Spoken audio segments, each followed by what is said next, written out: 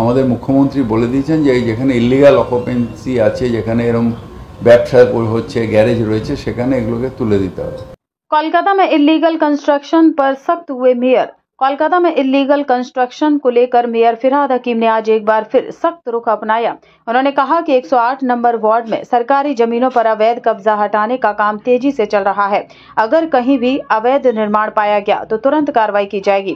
Mayor ने कहा कि कोलकाता नगर निगम इलीगल कंस्ट्रक्शन के खिलाफ कड़े कदम उठा रहा है।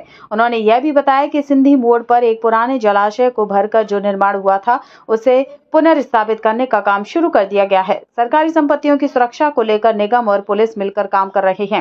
उनके इस बयान से यह साफ है कि नगर निगम अवैध निर्माण को लेकर किसी भी तरह की ढिलाई बरतने की मूड में नहीं है।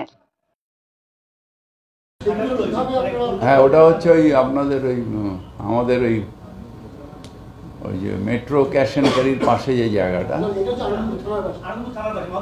ও মাদুরদা, এটা আমি জানি না। ওইটা একটা লিটিগেশন অনেকদিন ধরে চলছে কালিকাপুর, ওখানে একটা বড় জমি নিয়ে চলছে। না না, এটা রেগুলারলি আমরা করছি। আমাদের গভর্নমেন্টের জমি যেগুলো আমাদের মুখ্যমন্ত্রী বলে দিয়েছেন যে যেখানে ইলিগাল অকুপেন্সি আছে, যেখানে এরকম ব্যবসা হচ্ছে, গ্যারেজ রয়েছে, সেখানে এগুলোকে তুলে দিতে হবে। সেই কাজটা করছে ওরা। জমি জরিপ করে কোনটা গভর্নমেন্টের জমি, কোনটা গভর্নমেন্টের জমি নয়, সেটা দেখে দিচ্ছে। এটা তো অ্যাকচুয়ালি ল্যান্ড ডিপার্টমেন্টের রোজকার কাজ। হয়ে থাকলে ভেঙে দেবে। আমাদের জমিতে, মানে গভর্নমেন্টের জমিতে প্রাইভেট রিসর্ট তো চলতে পারে না। অনেকদিন ধরে অনেকে খেয়াল করেনি, হয়তো করেছে, ভেঙে দেবে। না না, কোনো জায়গায় বেআইনি নেই, কোনো জায়গায় বেআইনি নেই। একটা আমাদের এখানে চলছে যেটা হচ্ছে যে প্রত্যেকটা পুরনো যদি কিছু থাকতে পারে, এখন থেকে একটা সিস্টেম হয়ে গেছে, লগবুক সিস্টেম।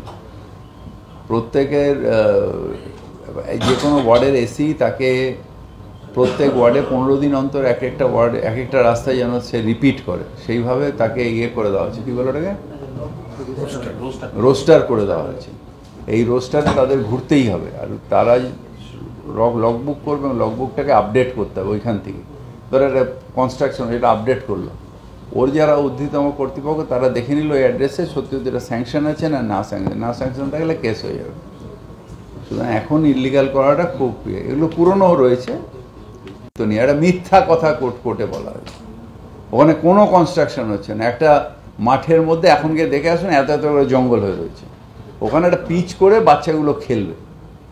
যেহেতু অন্য যারা খেলার ক্লাবগুলো আছে তারা ওই টাকা নিয়ে খেলা, যিশু বলে দিয়েছে ভুল করে যে আমরা গরিব মানুষদের ফ্রিতে খেলাবো, তাই সবাই ঝাঁপিয়ে পড়েছে। আর সেটা পরিবেশবিদরা ওদের কাছে টাকা খেয়ে এইসব কাজ করছে।